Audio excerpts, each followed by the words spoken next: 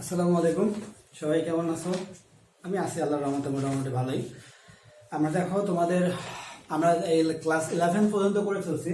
11 পড়ছি কি এর আগে পড়ছিলাম বিজনেস 7 চ্যাপ্টার লেসন 1 2 পড়ছিলাম, তোমরা জানোই মোটামুটি ইকোনমি অফ বাংলাদেশের যে চ্যাপ্টারটা আছে ওই চ্যাপ্টার লেসন 1 and 2 পড়ছি। আর পপুলার হিস্টোরিক্যাল নেমের যে আমরা হাফ পার্ট পড়ছি, মানে 14টা পড়ছি, 28 টোটাল 28টা 8 নাম্বার ছিল। তো ওখানে হাফ পর্যন্ত আমরা আজকে বাকি রিমেইনিং যে পার্টটা আছে ওই রিমেইনিং পার্টটুকু আমরা পড়ে ফেলবো। আমি তোমাদের মোটামুটি পড়ে দিব। আর আজকে আমরা ইকোনমি অফ বাংলাদেশের লেসন 3 and 4 নাম্বার পড়ে ফেলবো। সবাই বিজিএস বইটা বের করে ফেলো, লেসন 3 and 4 আমি বের করে ফেলছি। দেখো, ইকোনমিক সেক্টরস অফ বাংলাদেশ পড়বো আমরা আজকে কি পড়বো? Economic sectors of Bangladesh and prospect of economic development of Bangladesh, এটা পড়ে ফেলবো। তাহলে সবার আগে দেখো, ইকোনমিক সেক্টরস অফ বাংলাদেশ বলছে, like other countries of the world, the economic sectors of our country are agriculture, industry, trade, commerce, and service. In addition, the money sent by the immigrants plays big role in the economy of Bangladesh. তাহলে পরীক্ষা আসতে পারে, how many economic sectors of our economy? তাহলে কি বলবা? 4 sectors. Number 1 is agriculture, second is industry, third is trade commerce, and 4 is service. দেখো, এবার আমরা এ নাম্বার পড়বো, agriculture. From the ancient time, agriculture has been playing a key role in the economy of Bangladesh. Even today, most of the people depend on agriculture for their livelihood. মানে এখনো অনেক person আছে যারা এখনো তাদের জীবিকা নির্বাহ করে কিসের উপরে? এগ্রিকালচারের উপরে। Paddy, jute, tea, pulses, rabi crops, producing vegetables and fruits, forest resources, livestock rearing, pisciculture are considered as agriculture sectors. Pisciculture মানে তোর মাছ উৎপাদন বোঝানো হচ্ছে। The contribution of agriculture in our national economy is more than 20%. এটা mark করে নাও। তাহলে বলতে পারো যে what is the percentage of agriculture and contribution of agriculture in our national economy? তাহলে কি বলবা? 20%. Number B, industry. This sector includes materials produced in factories, electricity, gas, mineral resources, construction of building and infrastructure. Infrastructure বলতে এই building, ঘরবাড়ি এগুলো বোঝানো হয়েছে, etc. The remarkable industrial products of Bangladesh are jute and leather products, thread and cloth. Besides this, there are paper mill, garments industry, furniture workshop, sugar mill, food processing industry, petrol and chemical industry, medicine industry, etc. The more developed a country is, the more important is the role of industry sector in the economy of that country. মানে একটা country বেশিরভাগটাই, মানে একটা country যত বেশি developed হবে, তা মানে এই ইন্ডাস্ট্রিতে ডেভেলপ হয় সে দেশ তত বেশি মানে ডেভেলপিং কান্ট্রি হবে। Trade and commerce, domestic and foreign trade is the main economic sector. এটা মার্ক করে নাও, মনে রাখবা। আমি লিখে দিচ্ছি, there are two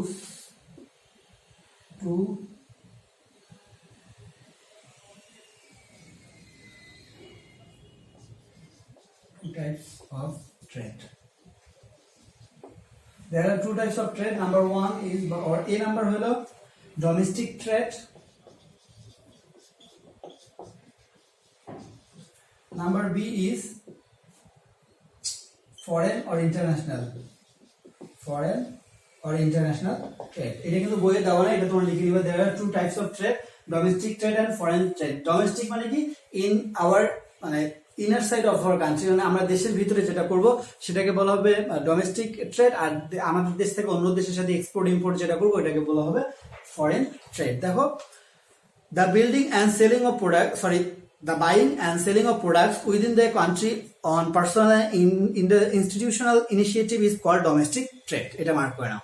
These domestic trades plays an important role in keeping the economy of the country vigorous. We import some of the goods to meet the local demand, just as we export some of the goods producing in plenty in our country. In this way, foreign currency earned by exporting goods strengthens our country. এবার আসো service sector কিন্তু অনেক বেশি important. আমি বলছি যে তোমার এর আগেও বলছিলাম যে এই সার্ভিস সেক্টর থেকে কিন্তু 2016 কি 17 মেবি পরীক্ষা আসছিল, যে বলছিল যে education health care included in which sector, তাহলে লিখতে হবে কি service sector plays an important role in the economy of any country. Education, health care, housing, transport or communication, bank insurance, public administration, law enforcing agencies are the example of service sector. এটা mark করে নাও এই example গুলা। This sector is run by both public and private enterprise. The more a country is developed and more importance is given on public welfare. The more vigorous in the sector is the service sector there. মানে service sector বেশিরভাগ পার্টগুলো অবশ্য government rule করে আর কি। আর শোনো, মনে রাখবা এই ইকোনমিক সেক্টরস অফ বাংলাদেশ, এটা কিন্তু অনেক ইম্পর্টেন্ট। তোমাদের বলতে পারে যে describe the economic sectors of Bangladesh, তখন এটা কিন্তু 3 মার্কসের জন্য আসতে পারে। তখন এই চারটা তখন তোমরা লিখে মানে 2-3 লাইন করে ডিসক্রাইব করে দিলে তোমাদের ইনশাল্লাহ হয়ে যাবে। তারপর কন্ট্রিবিউশন অফ ইকোনমিক সেক্টর, এটা কিন্তু 2 মার্কসের জন্য আসতে পারে। Write down the contribution of economic sectors in our national economy, তখন এটা লিখে দিয়ে দিবা। In the modern states, the importance of any of the sectors like agriculture, industries, commerce and services in no way less than the other. Agriculture sector supplies raw materials besides meeting the domestic demand for food. Industrial sector creates opportunities for employment for the citizens besides meeting the demand for food, clothing, medicine, housing, etc. Trade and commerce sectors earn valuable foreign currency for the country besides making commodities available in the domestic market. Service sector works for the improvement of the living standard of the people of the country. In the present world, though industrialization is given more mass importance, there is no scope to ignore agriculture. আমাদের দেশটা এত বেশি ইন্ডাস্ট্রিতে develop না, এই জন্য আমরা মানে এগ্রিকালচারকে বাদ দিয়ে কোনো কিছু ভাবতে পারবো না। At present, it is difficult to collect food grains from the world market at the time of great necessity. The price of food grains is also high. In such situation, for the countries like ours, there is no alternative but to be self-sufficient in food. For this, alongside industrialization, we must put emphasis on agriculture sector. Using improvement tools of agriculture, hybrid seeds, fertilizer and insecticides, we can increase agricultural production several times. The government is also supplying the farmers with fertilizer and other agricultural ingredients at the subsidized price. মানে হলো government একটু কম price দিয়ে এটাকে মনে করো যে ফার্মারদের পাওয়ার জন্য সুবিধা করে দেয়। We can produce these agricultural ingredients ourselves by developing the industrial sector. If the standard of life of the people and consciousness can be raised by improving education, healthcare and communication, its impact will fall on the national economy. The scarcity of skilled manpower will be fulfilled. Population will turn into real manpower. At present, hundreds of thousands of people are serving and even running business in many countries of the world, including the Middle East, Europe, and the USA. They are sending their wages to the country regularly. This currency sent by the immigrants is not only changing the lots of their families but also playing a big role in the development of our national economy. মানে এই যে ইমিগ্রেন্টসরা মানে প্রবাসীরা কি আমাদেরকে যে টাকাটা পাঠাচ্ছে, এটা কিন্তু শুধুমাত্র তাদের ফ্যামিলিরই উপকার হচ্ছে না, আমাদের দেশেরও রেমিটেন্স বেড়ে যাচ্ছে, আমাদের দেশেরও একটা উপকার হচ্ছে। এবার আসলে আমরা পড়বো prospect of economic development of Bangladesh. মানে বাংলাদেশ কোন কোন ওয়েতে বা কোন কোন প্লেসগুলোতে বা কোন কোন সিচুয়েশনগুলোতে অপশনগুলোতে বাংলাদেশ ডেভেলপ করতে পারে, ওই সকল অপশনগুলো পড়বো। এটাও কিন্তু 4 মার্কসের জন্য ইম্পর্টেন্ট। এই যে রোড টু ডেভেলপমেন্ট, এই 4টা না 6টা আছে মনে হয়, এই 6টা কিন্তু তোমাদের পরীক্ষা আসতে পারে। যে in which road Bangladesh can be developed, describe in your own opinion. আমরা তাহলে পড়ি Bangladesh is a developing country, এটা মার্ক করে না। Bangladesh is not a developed country, Bangladesh is a developing country, মানে এখনো বাংলাদেশ উন্নত হচ্ছে, এখনো উন্নত হয়ে যায় নাই, তাই বলতে হবে developing country. We have made enough progress in different economic sectors after the independence, but like other developing countries of the world, we also have some obstacles or problems on the way to progress. For example, the people are poverty stricken and they have lack of education. On the other hand, Bangladesh has excellent prospect for development. Our huge manpower and fertile land are prominent among them. এই যে আমাদের এতগুলো জনসংখ্যা, এটা কিন্তু আসলে আমরা যদি ম্যান পাওয়ারে ক্রিয়েট করতে পারি আর আমাদের যেহেতু ফার্টাইল ল্যান্ড আছে, উর্বর জমি আছে, আমরা ওগুলো যদি ইউজ করতে পারি তাহলে কিন্তু আমরা অন্য দেশের উপর ডিপেন্ডেন্ট হয়ে থাকতে হবে না।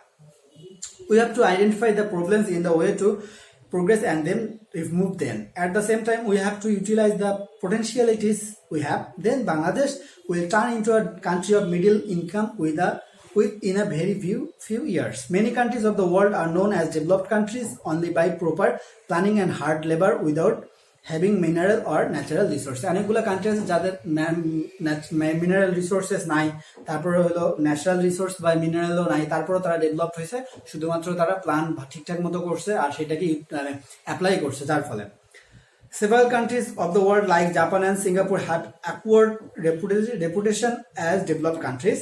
এটা মার্ক করে নাও। From that point of view, we are lucky enough. Our land, water and huge manpower of great help in the way to progress. Our people had hardworking. The immigrant workers of our country have proved this in foreign countries. The king of success Bangladesh has earned in the garment sector has upheld the bright prospect in the way to development. আমাদের garment শিল্প ইন্ডাস্ট্রিও কিন্তু এখন অনেক বেশি করতে এবং তোমার developed হয়ে যাচ্ছে। রোড টু ডেভেলপমেন্ট আমরা কোন ওয়েগুলোতে ডেভেলপ করতে পারবো? নাম্বার 1 এ হলো turning population to human resources or human resource.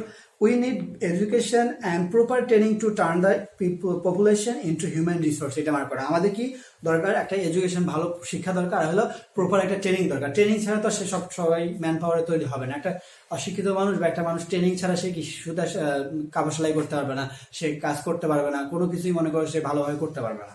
এই জন্য অবশ্যই আমাদেরকে এডুকেশন অ্যান্ড প্রপার ট্রেনিং দরকার। Bangladesh is a country of vast population, but rate of education is very low in comparison to other developed countries. Most of the people are unable to take decision for the lack of education. We can make our people eager and conscious side by side, improving the standard of their lives by improving proper education.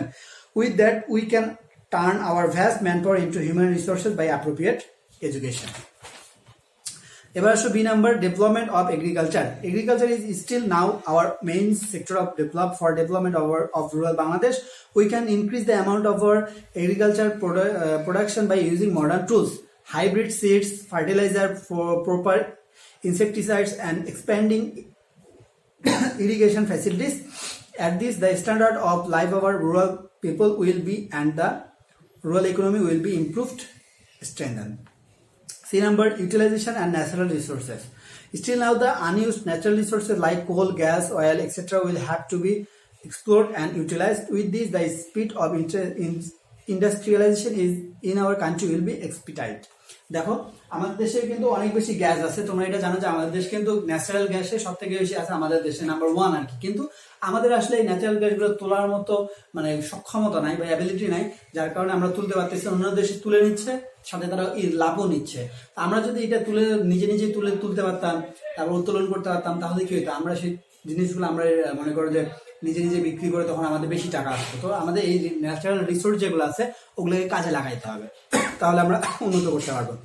Expansion of industries, the potential industrial sectors including garments, medicine, cement and ceramic have to be expanded. সিরামিকও কিন্তু এখন বেশি ভালো হচ্ছে, so that these goods can be exported in huge quantity, meeting demand the country. With that, the quantity of earning our foreign currency will be increased and economy will also be strengthened. তারপরে E number, building of infrastructure. আমাদের মনে করো garments আছে অথচ আমরা building নাই, infrastructure ভালো না, তাহলে কি আমরা ভালোভাবে করতে পারবো না। The management of road, highways, bridge, railways, supplying of water, electricity and gas has to be improved or expanded. Without this, a country cannot make progress in the fields of industry, agriculture, trades or service anywhere. Therefore, we will have to emphasize on building infrastructure as the condition of economic development. এবার F number, planning and implementation. আমরা সবকিছু চিন্তা করলাম যে আমাদের এটা করতে হবে, ওটা করতে হবে, কিন্তু আমরা কিছুই ইমপ্লিমেন্ট করলাম না বা অ্যাপ্লাই করলাম না, তাহলে কি আমাদের এই এত ডেভেলপ চিন্তা করে লাভ হবে না। আমরা তাহলে আমাদের অবশ্যই সেটাকে ঠিকঠাক মতো প্ল্যান করতে হবে যে আমরা এখানে কিভাবে কি করবো। এই যে ঢাকা শহরে এখন এত বেশি প্রবলেম, মনে করে এত ড্রেনের প্রবলেম, তার পানি আসতে পারতেছে না, পানি খারাপ, তারপরে একটা বিল্ডিং এর সাথে আরেকটা বিল্ডিং, মানে কোনো জায়গা টাকা নাই বা খেলাধুলার কোনো জায়গা নাই। আমরা যদি ঠিকঠাক মতো করে প্ল্যান করে সবকিছু করতে পারতাম, তারপর ওইটাকে যদি ওইভাবে অ্যাপ্লাই করতাম, তা ইমপ্লিমেন্ট করতাম, তাহলে কি হতো, অবশ্যই আমরা ভালোভাবে আমাদের দেশটাকে আরো সুন্দরভাবে সাজাতে পারতাম। আমাদের এই ড্রেনের প্রবলেম থাকতো না, গ্যাসের প্রবলেম থাকতো না, মানে খেলাধুলা ছেলেপেলেতে বাচ্চা কাচ্চাদের খেলাধুলার প্রবলেম থাকতো না। এই জন্য বলতে হবে প্ল্যান করতে হবে ঠিকঠাক মতো এবং সেটাকে ইমপ্লিমেন্টও করতে হবে।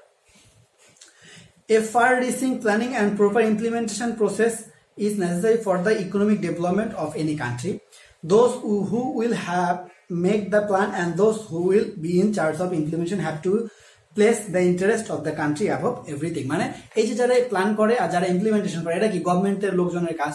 এই জন্য তাদেরকে কি করতে হবে যে এই জায়গাটাতে আগে দেশের স্বার্থটাকে চিন্তা করতে হবে, দেশের ভালো চিন্তা করতে হবে, তাহলে এইটা মনে করি আমরা আমাদের দেশটা আরো ডেভেলপ হবে। কিন্তু যদি আমরা নিজেরাই চিন্তা করি না আমি এখানে একটা ব্রিজ তৈরি করবো, এখানে 10 লাখ টাকা খরচ করে আমি 5 লাখ টাকা আমি পকেটে নিয়ে রেখে দিব আর বাকি 5 লাখ টাকা দিয়ে ব্রিজটা করবো, তাহলে কিন্তু আমাদের দেশে উন্নত হবে না। এই জন্য বলছে যে আমরা যদি যারা এই কাজগুলো করবে তাদেরকে সবার আগেই নিজের স্বার্থটা ত্যাগ করে কি করতে হবে, মানে একদম দেশের কথা ভাবতে যেন আমাদের দেশ তাহলে উন্নত হবে। তোমরা লেসন B3 অ্যান্ড লেসন 4 পড়ে ফেললাম, তোমরা এগুলো একটু মুখস্থ করে নিবা, যে ইম্পর্টেন্ট লাইনগুলো দেখাই দিলাম এগুলো একটু পড়ে ফেলবা। আর এবার আসো জিকে গাইডটা বের করো, জিকে 179 নাম্বার পেজ তোমরা বের করে ফেলো। দেখো 179 নাম্বার পেজ দেখো, 179 আমরা পড়ছিলাম পল্লী কবি পর্যন্ত আর রিবেল পয়েট রসিমুদ্দিন পড়ছিলাম। আজকে পড়বো rebel poet Kazi Nazrul Islam. Rebel poet বলা হয় কি, তার সে মেনলি ইংরেজদের বিরুদ্ধে মানে তোমার হলো বিভিন্ন আন্দোলন করছে, তারপর হলো যার সে ইংরেজদের বিরুদ্ধে কবিতা লিখছে, এই জন্য তাকে রিবেল পয়েট বলা হয়। শিল্পাচার্য জয়নুল আবেদিন, লিটল মাস্টার, সচিন টেন্ডুলকার, তারপর হলো সুনীল গাভাস্কারটাকে কেটে তোমরা সচিন টেন্ডুলকার লিখে নাও। তারপর Arabian nightingale Umme Kulsum, lion of Punjab Ranjit Singh, magician of the north sir Walter Scott, father of history হলো হিরোডোটাস, ব্লাইন্ড বার্ড হলো Homer, father of science Roger Bacon, সীমান্ত গান্ধী হলো আব্দুল গফর খান, কায়েদে আজম হলো Mohammad Ali Jinnah. Mohammad Ali Jinnah is the father of Pakistan. Gurudev হলো রবীন্দ্রনাথ আর বিশ্বকবিও বলা হয় world poet. Tiger of Bangladesh হলো Ashutosh Mukherjee and father of English poet হলো জিও ফ্রাস্টার। তাহলে who is the father of English poet? জিও ফ্রাস্টার। তাহলে এগুলো একটু পড়ে নিবা, আর কারো কোনো প্রবলেম থাকলে। আর আমি কিন্তু আবার বলতেছি এই যে লিটিল মাস্টারটা সুনীল গাভাস্কার কেটে নিয়ে সচিন টেন্ডুলকার লিখে দিয়ে দিবা। তাহলে আমরা এটা পড়ে ফেললাম আজকে। বিজিএস 7 চ্যাপ্টার লেসন 3-4 বললাম, আর হলো GK popular historical names, GP remaining part যেটা আছে এটা মুখস্থ করলাম। তাহলে তোমরা এগুলো একটু মুখস্থ করে নিবা, বাসায় লিখে লিখে মুখস্থ করে ফেলবা, তাহলে তোমার খাতায় লিখে লিখে মুখস্থ করো, তাহলে তোমাদের জন্য সুবিধা হবে। আর হলো আমি তোমাদের বলছি যে একটা সপ্তাহ আমরা যা যা ক্লাস নিবো তার উপরে ডিপেন্ড করে তোমাদের পরীক্ষা আসবে। আর তাহলে এগুলো পড়ে ফেলো। আর আমাদের ফেসবুকে যদি মানে তোমাদের কোনো প্রবলেম হলে ফেসবুক বা ইউটিউবে জানাই দিবা, আমরা যতটুকু পারি তোমাদের প্রবলেমগুলো সলভ করে দেওয়ার চেষ্টা করবো। তো সবাই ভালো থেকো, ইনশাল্লাহ নেক্সট ক্লাসে দেখা হবে। আল্লাহ হাফেজ।